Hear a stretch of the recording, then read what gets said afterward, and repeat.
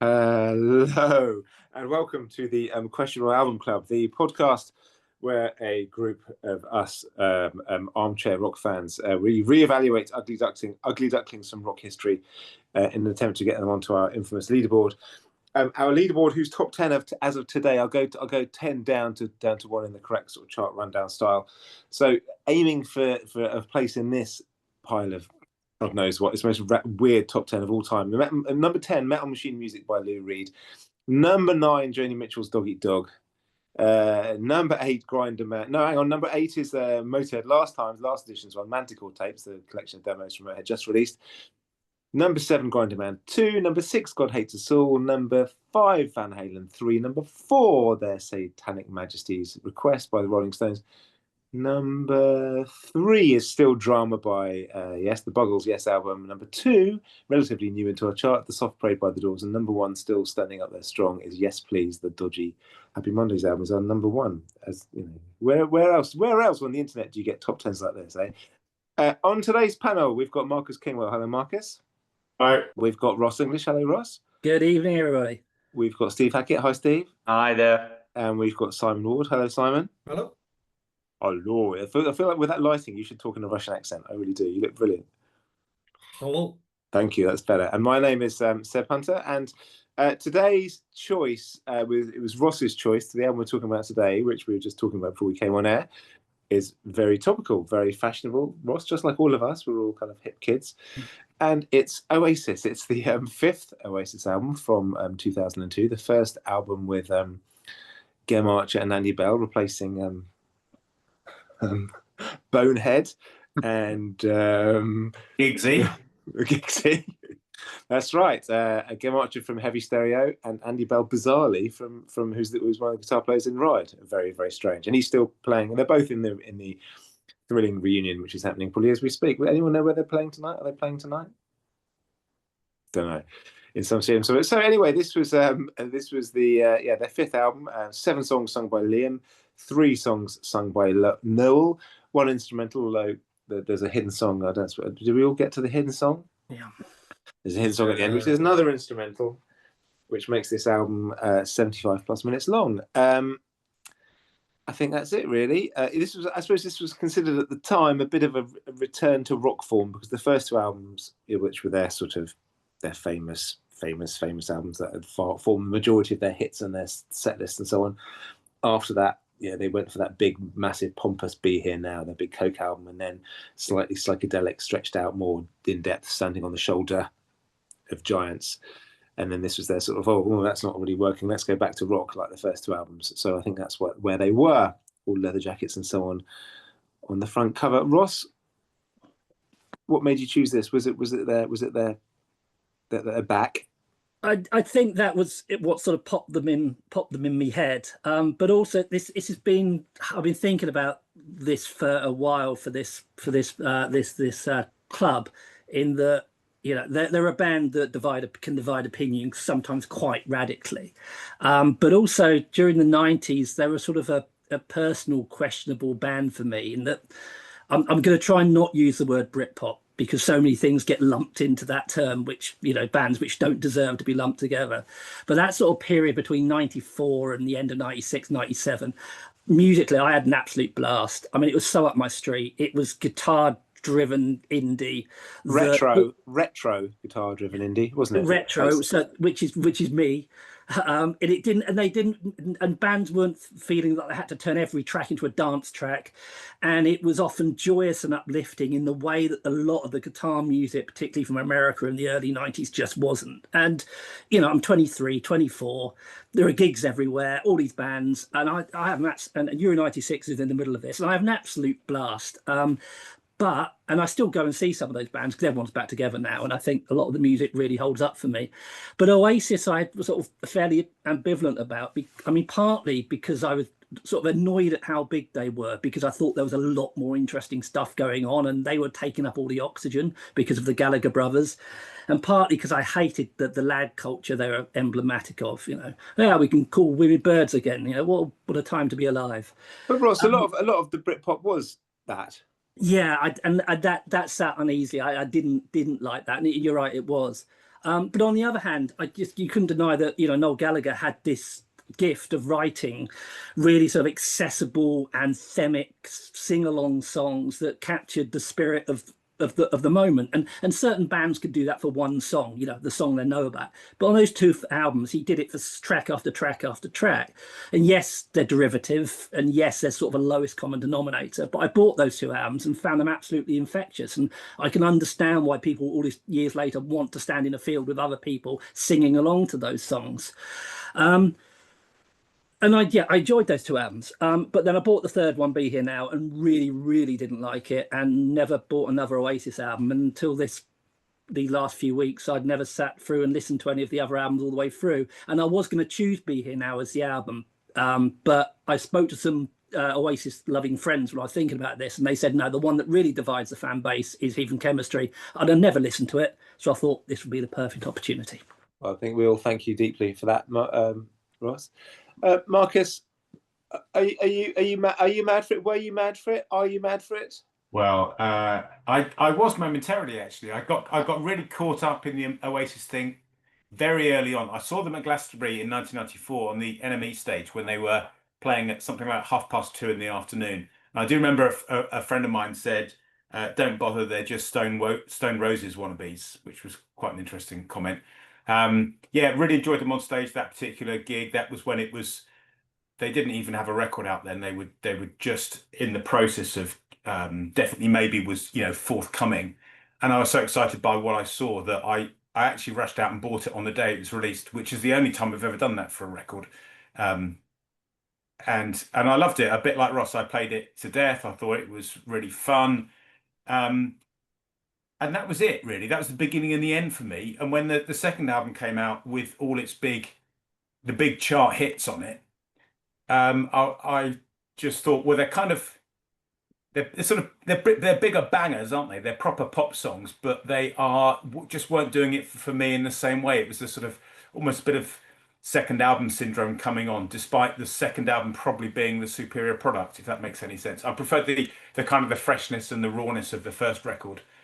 God, I'm dropping into dreadful cliches right now, but that's just that's the truth of the matter. And then the relationship sort of rapidly went downhill when they did the huge Nebworth shows.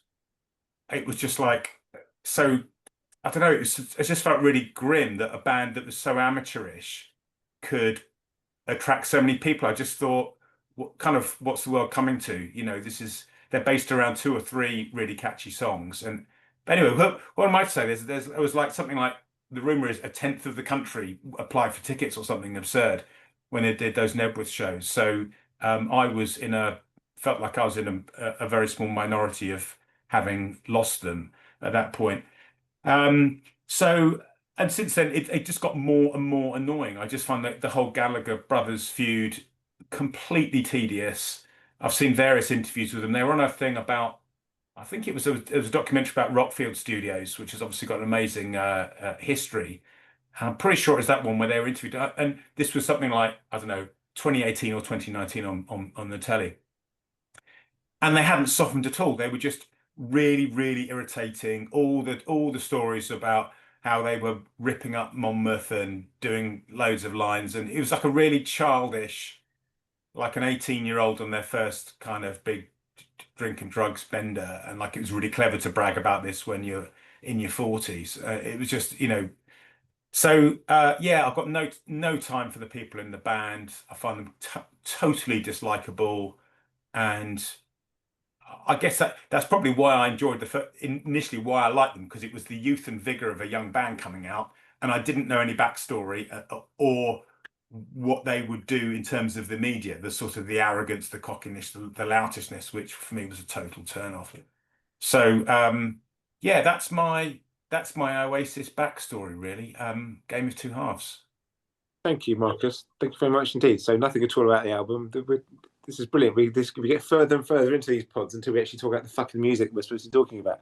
Thank you for your every thought you've ever had about Oasis between 1994 and 1997. Simon. Hello. Do you want some, mate? Do you want some? Are you having it? Yeah. I've got one for everybody. Have you? Good. No, largely no. I'm not having it. No. Okay. Yeah. So my wife. Did you have it? Did you have it? Did I have it? I mean, that would be telling. My wife bought this album when it came out, which she doesn't remember, which probably tells you something about it. And so we used to have a one of those kind of boom boxes in the kitchen and so there'd be like a pile of CDs on top of it. And I found it on there one day and put it on. And I remember it, I wasn't sure, but then I heard Songbird and I remembered hearing that on that boombox. I don't think I owned any Oasis albums ever. My previous girlfriend bought Definitely Maybe. And I was kind of briefly quite interested in the first couple of singles because it felt like there was a bit of rock and roll about them and we hadn't had that for a while. I'm exactly the opposite to you, Ross. I was exclusively listening to American post-punk at that time. As far as I was concerned, nothing good had come out of England for quite a long time. And I think I was right. And Britpop, it was universally shit, universally terrible, all of it. When at the same time you had bands like, Jesus Lizard, Killdozer, Shellac, incredible bands coming out of America, and we were producing this fucking retro shit. I spent the afternoon with a friend of mine watching the cricket who expressed an opinion which I've heard you express a similar one, Seb. He said, I was talking about tonight and I said about Oasis, and he said, yeah, Oasis is when indie stopped being any good because it started looking backwards instead of forwards. And That's my take on the Strokes. That's when I yeah, no, yes, I know that's what I said to him. But he puts it at the Oasis's. It's valid. Yeah, valid. Yeah. Yeah. I mean, like, the Heathen Chemistry.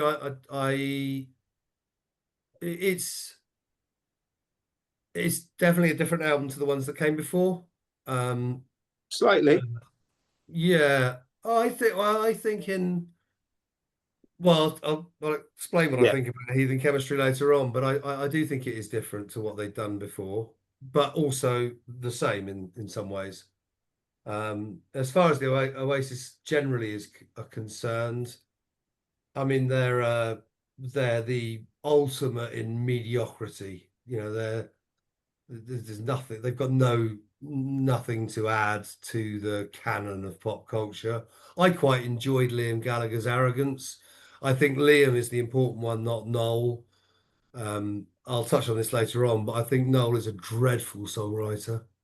And part of the reason why Heathen Chemistry is less bad than some of the other records is that he didn't write most of the songs. Yeah, that's my feeling about Oasis and this album. Thank you, Simon. Steve. Yeah, I mean, it's a strange phenomenon, isn't it, now that, kids have been going, but everyone I know who's been to see them on this tour really enjoyed it, despite the fact they've paid, £300 to £400 for it. I think it's because of it, because you're not going to pay that much money and then say, actually, it was shit, are you? Just out of pride. Yeah, that's what I said to these mates last night.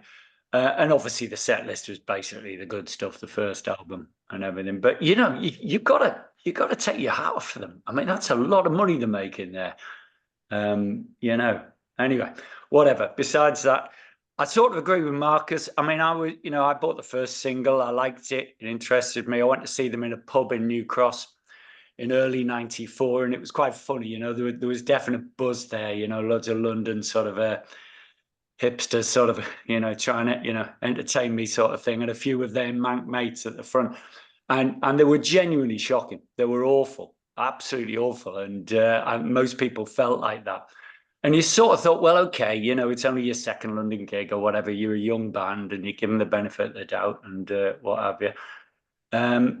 So I bought the album when it came out, the first one, and I enjoyed it. I really did. I thought, I find them both very irritating, but you've got to admit that, Noel at least has got a little bit of nous about him. And when, I remember all the time when, you know, that they were being interviewed and all the questions were, yeah, but it just sounds like Slade, the Beatles, T-Rex. And he was like, yeah, so what? You know, so what? He preempted. He must have known that people were going to ask those questions. Oh, your lyrics are shit. Yeah, so what? It's just rock and roll. And I thought they, you know, they got away with it on that basis, really. And I think that, you know, the album landed, didn't it? Was it 94? You know, there wasn't a great deal going on, you know, at that time musically. And, you know, I think that it was that sort of zeitgeist, wasn't it? It was, you know, it was very laddish culture, as Marcus was saying, and a lot of coke around. And it was sort of the perfect time for that album, really. And it just took off, didn't it? Went absolutely stratospheric. And I liked it. I don't listen to it now, but I thought it was a good album. And it sounded different, sounded new. And then they released, what was the one after that? The worst song ever fucking written. Don't believe the truth. Oh no, you mean not the one after this, the second album? What's the Story, Morning Glory? Yeah, I mean, I agree with Mark. I didn't like that album. Or Ross, whoever said it was, you know, sort of bombastic, 3 or 4 good pop tunes, but I just didn't like it. And I still to this day think Wonderwall is probably one of the worst songs ever written, ever, by anyone, let alone of the 90s. And it was sort of this diminishing returns, wasn't it? And the albums just got less and less interesting. I didn't pay much attention, but their fan base just went like that, you know. So you got this ridiculous situation where they were getting more and more popular, you know, as musically they just sort of deteriorated. I'd never heard Heathen Chemistry before. Neither have I heard all the other ones. So it was quite an interesting choice. But Steve, can I just like to when you said there was nothing else happening in like 1994, I just want to interject because there was absolutely loads of really amazing, fantastic stuff happening. Just on a list here, I just looked up Crooked Rain by Pavement. This is just my own kind of Ill Communication by Beastie Boys, Bake Sale by Sebadoh, Experimental Jet Set, Trash and No Star by Sonic Youth, Grace, Jeff Buckley, B1000 by Guided by Voices, Starlight Walker by Silver Jews. I mean, there was a brilliant Superchunk album called Foolish, Dummy by Portishead, Music for the Jilted Generation, Prodigy. I mean, you know, Mars Audiac Quartet by Stereolab. There was just it was the 90s were really, really good for alternative music, I think, and it was Oasis that made everything go status quo again. It was like they were the ones that because the 90s music was still expanding. We were still in a kind of modernist era.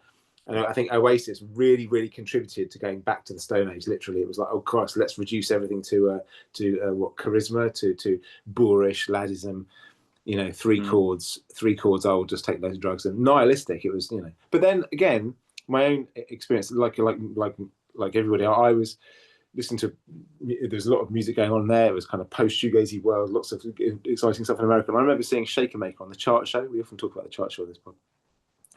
And it was kind of black and white, and there was something. And I was a keen reader of Melody Maker, and I read about them, and they're on Creation, and there was a buzz about them, but they were a bit laddie. But I remember being smitten by it because it had an attitude. It had a sort of velvety, sort of a bit Jesus and Mary Chaney. It had and his voice. He's a rock star, Liam Gallagher. I don't know if he said that. He is. He's a brilliant. You know, even the fact he just stands up, you know, with his arms behind his back, you know, just saying gnomic weird stuff. I think, you know, I do like his voice. I think he's got a fantastic rock voice. And I love that Shaker Maker, and I got that, and I got Supersonic, and I thought they were a great singles band, great B-sides band early on. I think, you know, no matter what they turned into, they did something. There was something special at the beginning, and I think the covers did something. And I think the first album to me, the problem with the first album to me, I didn't like it because it was all guitars. What I don't like about their music right from the beginning, even though you did have a way with the chord progression, was it's just all the guitars are all doing the same thing. The great thing about the Rolling Stones, for example, is Keith's doing this and Ronnie's doing that, and the parts are just completely different. You put them together, and it's like, wow. And they're one of these awful bands that they're all just fucking playing a G for 4 bars, and then they all play a fucking C and it's just like, and it's all in the mids, all the time. And to me, it's just I find that as a music listening experience, it's just like, oh god, dear. You know, when I listen to Rock and Roll Star, I'm thinking, fuck, you know, what's going to happen to the treble here? So, and like everyone, I had the first album. I still think they're a better singles band. Antics, they were good for antics, right? Like Motley Crue, shit band, fun antics. And and a good better interviews than better interviews than they are on record. Second album, I bought the second album, and it was just any album that's got a song called Champagne Supernova, for fuck's sake. Talk about self-parody. And then obviously this has turned awful, and like everyone else, the third album I didn't buy. The reviews were enough, weren't they? It was like, and then this one, I hadn't heard it, I didn't know anything. I knew there was one song on it, which is Little by Little, which is the song I think they play now. So I hadn't heard this at all, and so I enjoyed listening to it. Who wants to give their first impressions for us? Do you want to tell us what you thought of it when you heard this? Yeah, I'm not looking forward to this. But... Well, I think it's not terrible. I think there's one very terrible thing on it, which is the second track. What was that called? She's smoking all my stash. That's the one. Force of Nature. I mean, that's just everything about that is appalling. Just lyrically, conceptually, musically. So I'm just going to ignore that one because that's just the depths of hell. I think there are three things wrong with this album. It's clearly, and this is no revelation, it's clearly a band and a songwriter who's run out of ideas and is trying to find a way back to when they had some magic. And it's been mentioned before, the current set list. I looked up the Wembley gig. They play 23 songs, and 20 of them are from the first two album period. Either on those albums, B-sides for things on that albums, or the one non-album single, whatever. From the first one. So only 3 songs go past that period. 2 of them are from the third album, and 1 is from this one, as you mentioned, Little by Little. So they know it. They know that they had this 2-album thing, and that's all people are really interested in. So that's no great insight there. But this sounds like they're trying to work out how to get back there and can't decide how. Is it doing an impression of yourselves from 8 years later, because some tracks are like that, or is it doing something different by giving other people things? Is it that? And they can't decide. And the problem here, I think, which is the second problem, is there's no producer. It's all of their other albums have a producer plus Noel Gallagher. This is produced by Oasis, and so there's no one in charge here to actually say, what's this album doing? I mean, Standing on the Shoulder of Giants is not a particularly good album, but it's trying to do something. It's got its psychedelic sound. It's thought out. This is completely unthought out. And I think the problem that comes, apart from it being a bit of a mess, is that any promise that is on this album just dissipates into the air. So I thought the first track, Hindu Times, had promise. I thought, okay, first when I put that on, thinking, hang on, this could be okay. But then it sort of just disappears into that horrible second track. I quite like Crying Your Heart Out because it sounded like the Charlatans. But the only other ones that had any promise, and I think the Liam Gallagher penned ones, but they're not songs, they're ideas. It's almost like they sound like demos. And if I think there'd been a producer in hand, he could have helped Liam Gallagher turn those ideas into proper songs. It's clear that Liam is just starting songwriting and doesn't know how to make that step, but it doesn't happen, and so you get these nice ideas. I mean, he's trying to sound like John Lennon, but that Oasis sounding like the Beatles shock, and it's almost like, I can see what you're doing there. If only someone could put that in there. And so I think this is any little bit here it sort of disappears, and it's not just the sound of a band really trying to do something they can't do anymore. I tried to compare it to something that was going on at the time rather than just compare it to their Oasis heyday. And the album that seemed the most obvious one to compare it to, because it's in the sort of ballpark, is the Libertines' first album, which came out in 2002, Up the Bracket. And that Libertines first album is terrific, and it's terrific because it's full of just urgency. It's demanding you listen to it because they have something they want to do now. And you compare this to Heathen Chemistry, and Heathen Chemistry just feels bloated. And it's almost like the band are bored of themselves. And so, this really is the sound of a band that should have knocked it on the head at that time. So it's not terrible, but I thought that the bright lights in it was sort of extinguished very quickly from a band that just really didn't know what they were doing on this one. Interesting. Marcus, did you get back in touch with any of your previous excitement listening to this? Were you thinking, "Oh, right, I'm back Well, I on"? was hoping for it, Seb. You know, you come approach this with optimism, don't you? We do uncover some gems now and again on the Some Question Album gems. Club. We do, yeah, and we didn't this time round, not for Oh. you truly. So it was a trudge through this one several times. I didn't do the full thing of all the albums leading up in the Ross style, but I just put this one on regular repeats. But it's yeah, Ross, you encapsulated it very well. It's a band that's run out of ideas, so they're recycling stuff, but with less inspiration than was around the first time. High points, the ones that released as singles, you know, Songbird, Stop Crying Heart Out, Little by Little. They're quite good, quite nice little songs. They're okay, but the rest of it.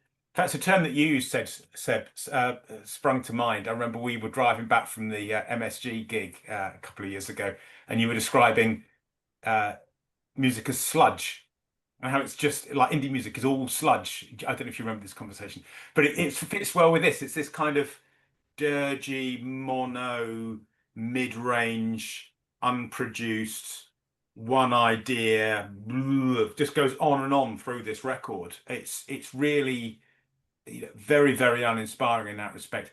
I hadn't looked on the sleeve notes about the production. That does actually make some sense now when every member of the band has got their finger on a fader, probably their own fader, and they've all been pushed up to the maximum. So you get this sort of mushy wall of sound, which is nothing. Occasionally there were some moments of light that came through. I think it was the third track where there's no drums. It might be Hung in a Bad Place, where you get a bit of, there's just like a cymbal tap or something, or a tambourine, where there's a bit more clarity coming through. There's some sparseness. And Hung in a Bad Place is no fun. I mean, it's literally, it's no fun. Oh, you stolen my line, you bastard. Oh, sorry. There we go. Yeah. So it's when they take stuff out, it gets better. And that's where a producer should have come in and said, we don't need two guitars, you know, what are they, hollow body guitars going through orange amps that always have that mushy sound. Let's just pull it back, have one guitar, or have a bit of acoustic, or there was some piano that comes in at one point. I think it's on Stop Crying Your Heart Out. And it's like, oh yeah, this is quite nice. You've got some space around the music here. You can hear what's going on, and it kind of breathes a little bit. But they do that for about 4 bars and then it's gone. So yeah, not a lot of joy in this. Very much background material, and to a certain, some of it is genuinely annoying. It's sort of so amateurish and bereft of ideas. It's an irritation. Yes, this will be reflected in my scoring in the next part of my conversation. No, that's told them. Simon, I apologise for stealing your line, mate. Have you got any others? No, that's it. Okay. Oh, sorry. Yes, I agree with almost everything you said earlier, Seb, about the state of music in the 90s and Oasis in general. I don't agree with you, Marcus. I think that if you want to look for an album that has got a kind of mono, not mono as in stereo mono, but like a single idea, production idea, it's Definitely Maybe.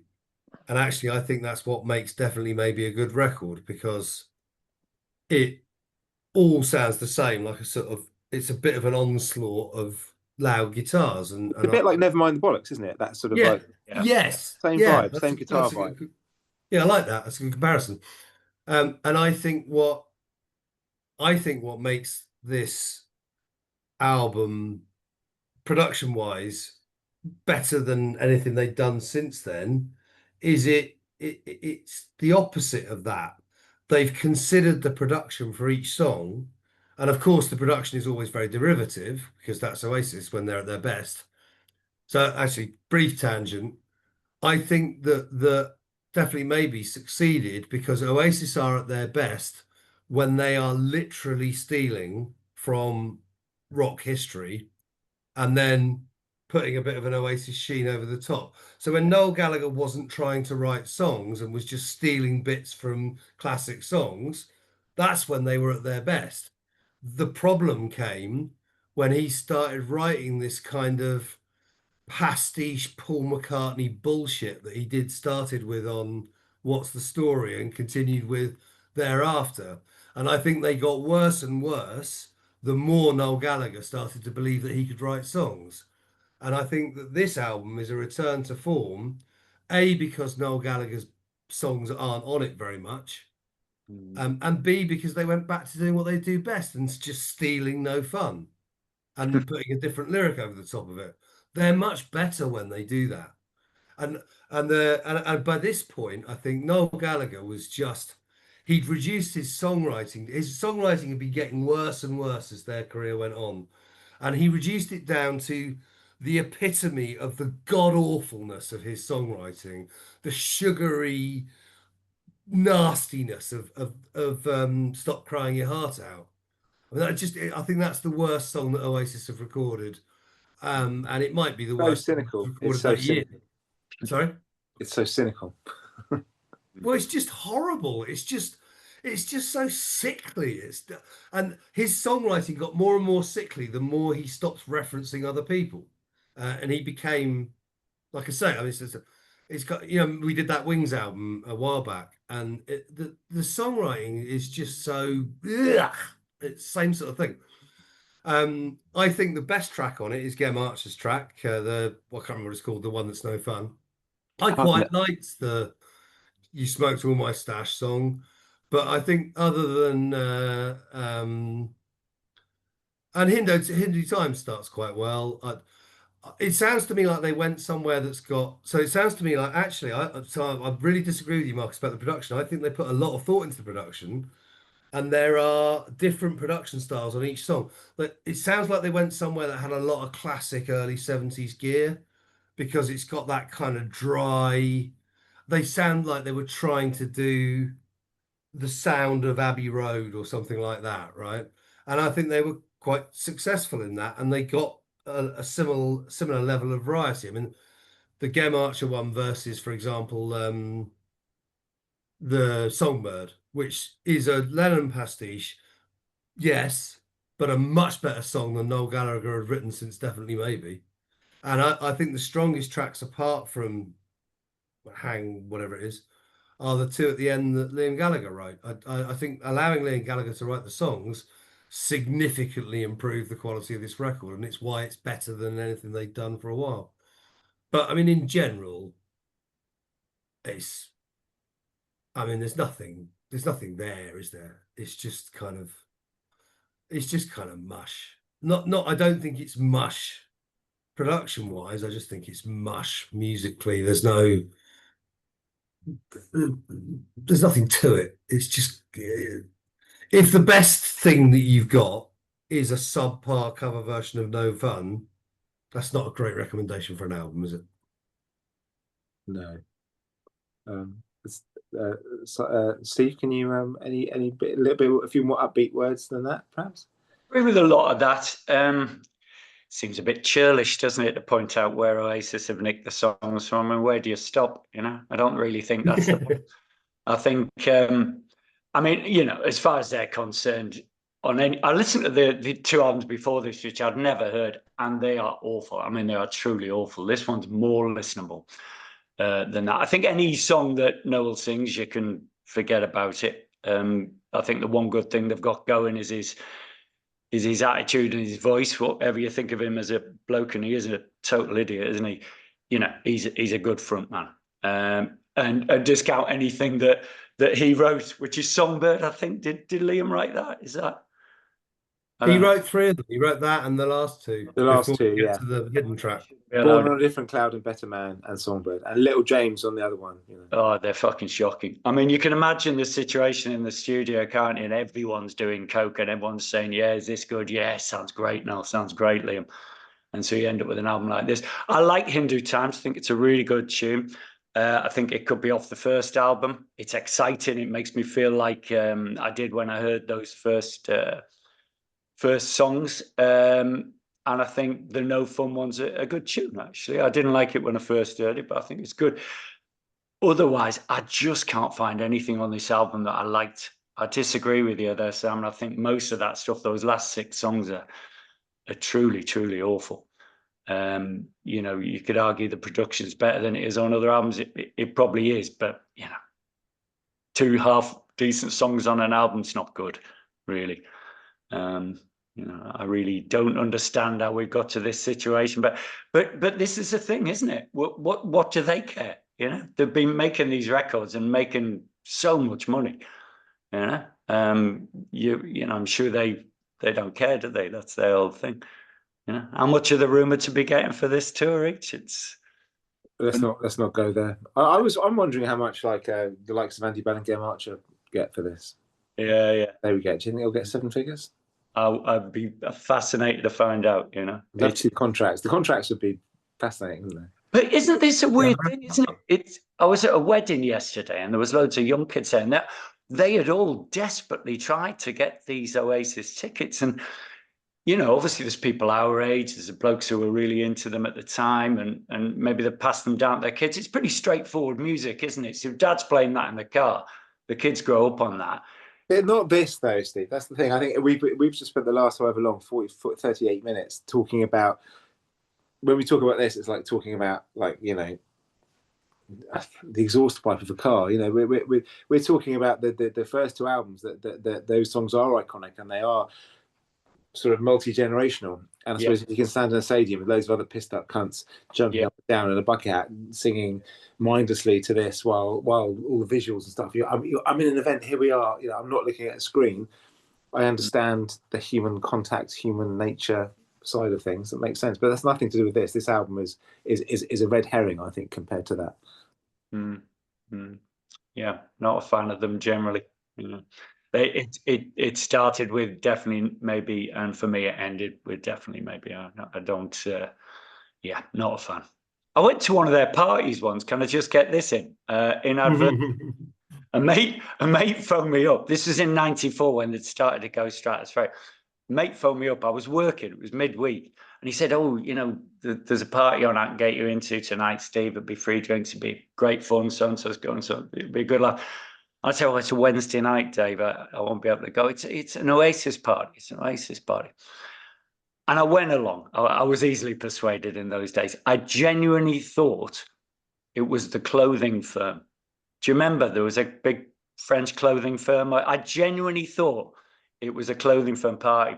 And I turned up at this thing, and I walked upstairs, and I'm waiting for my mate inside this place, and I'm looking around. And I was having a fag, and this bloke came up and sat down next to me. And he goes, "Oh, can I?" An American guy, won't do the accent. "Can I have a fag?" And I gave him a fag. He goes, "See this coat?" I said, "Yeah, mate." There's some overcoat on, nondescript, scruffy coat. "See this coat?"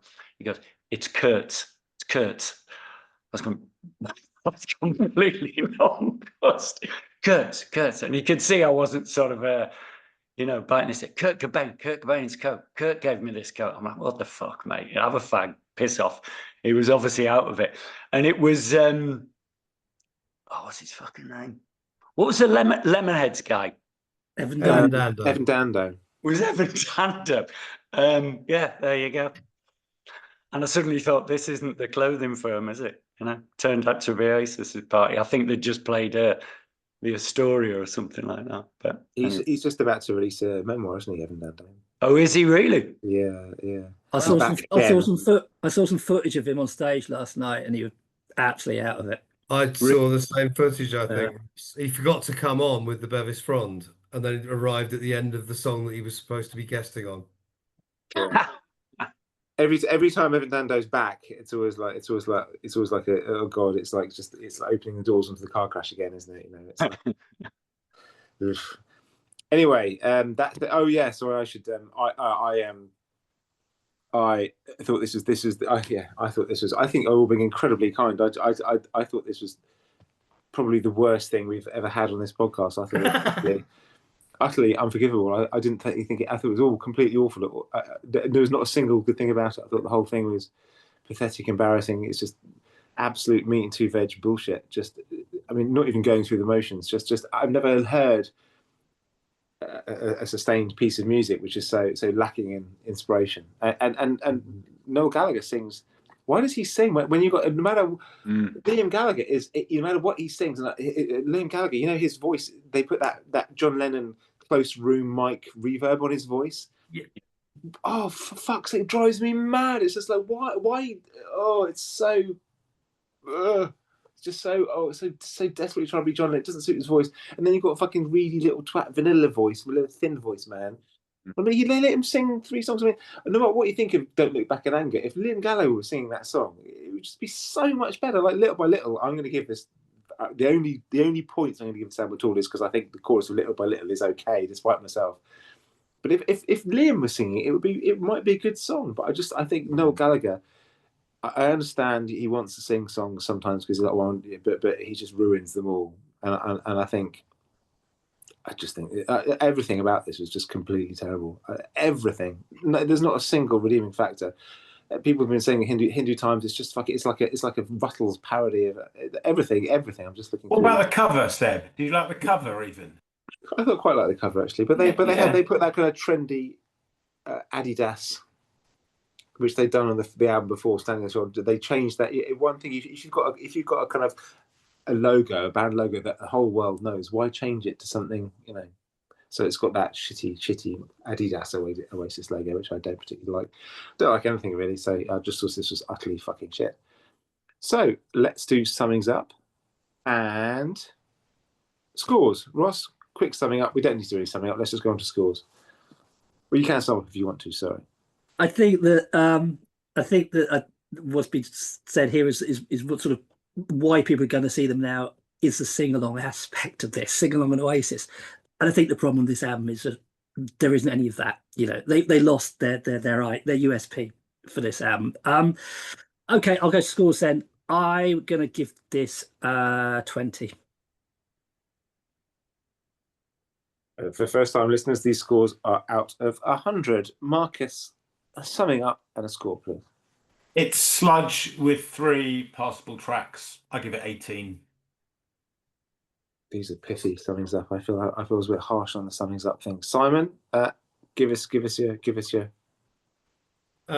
Yeah. So Oasis, I think, were probably the worst influence on music culture in the whole of the 90s, and this is their second best album, which makes it worth 10. Their second best album. Have you heard all of them, Simon? Have you heard? No, I'm making it up. No, I haven't. No, I don't think. No, yes, I have, because I used to work with a guy who liked Oasis, and we had an MP3 machine, and so I probably have heard all of them. 10. 10, yeah. Okay, Steve. For me, 15. 10 for Hindu Times, 5 for the cheek of ripping off No Fun. and that is it. The rest of the album's awful. It's absolutely awful. 15 out of 100. 15. Okay, I'm going to give it 5 purely for Little by Little, which gives us a grand total of 68. Divided by 5 is 13.6. Now that doesn't sound high. Let me go back to the. Let me go so I can find the bloody list. 13.6.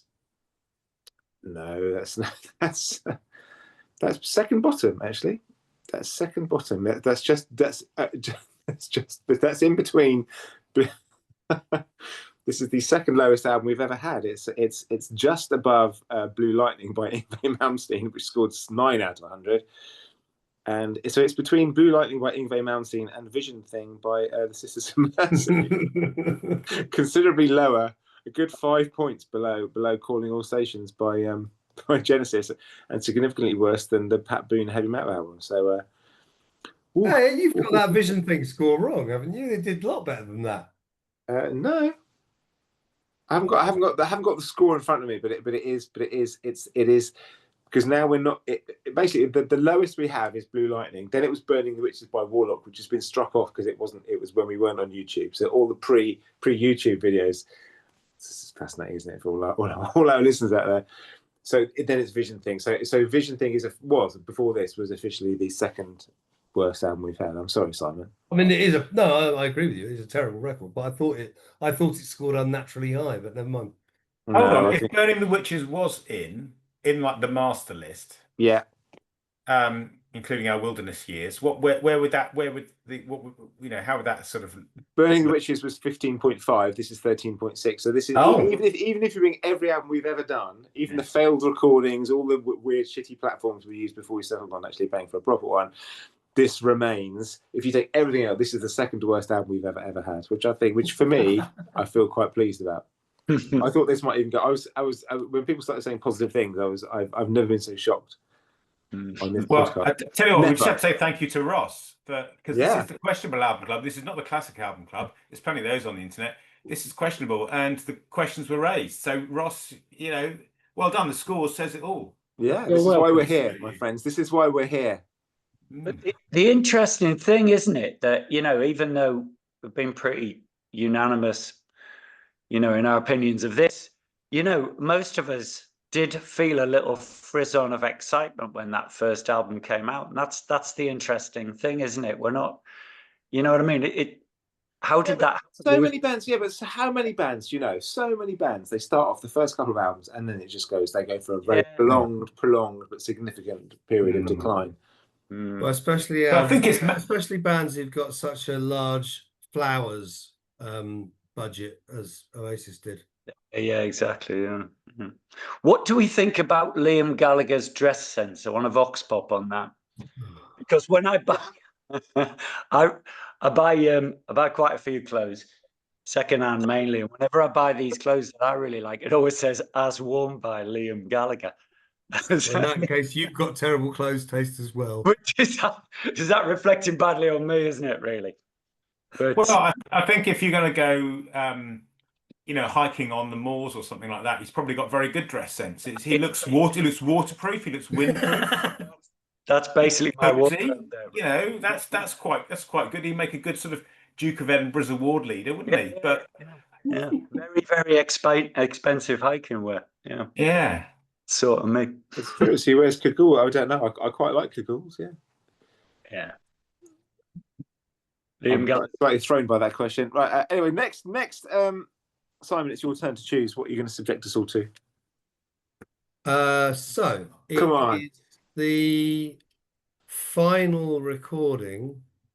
I don't know what order things came out in, but it's the last piece of music worked on by Lee Scratch Perry, and it's Lee Scratch Perry's Guide to the Universe, which is a collaboration between the legendary dub producer and singer Lee Scratch Perry and New Age Doom, who are a Canadian stoner rock, doom and jazz band.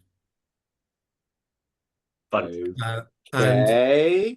Oh wait, I think I'm gonna put this on at like 1 minute past 10 tonight. It sounds so exciting. Well, it was met with a mixed reception from the critics. Apparently, I've never listened to it before. What's it called, Simon?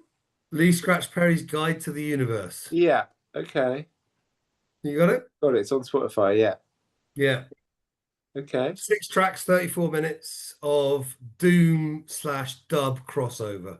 Wasn't Rainford his last? So was this released while he was still alive? No, it was released after he died. About 14 months after he died, they did it.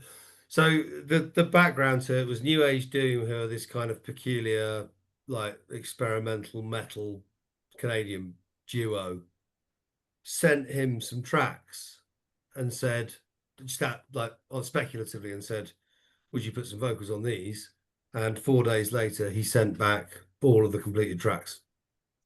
There's been a lot of speculation about all of the records that have come out since he died, because there's been loads of them, and his estate or whatever are saying, well, this isn't him. He didn't do this. People have been adding things onto this and doing stuff that he wouldn't have agreed to. There's been about 20 or 30 posthumous albums, some of which I've listened to, but I haven't heard that one. It's a good choice. Very interesting. Well, we'll find out if it's a good choice, won't we? We've not had anything like this. Very good. Good call, Simon. Very good call. Right, thanks everyone. That was good fun. Please, and anybody listening or watching this, please like and subscribe. I should say that earlier, really. Thanks, guys. We'll see you on the next one. Thank you, Marcus. Thank you very much. Ross, thanks. Thank you very much. Thanks for our choice tonight. Steve, thank you. No problem. And Simon, thank you very much. Thanks, everybody. Thanks for listening and watching, and we'll see you next time. Thank you and goodbye.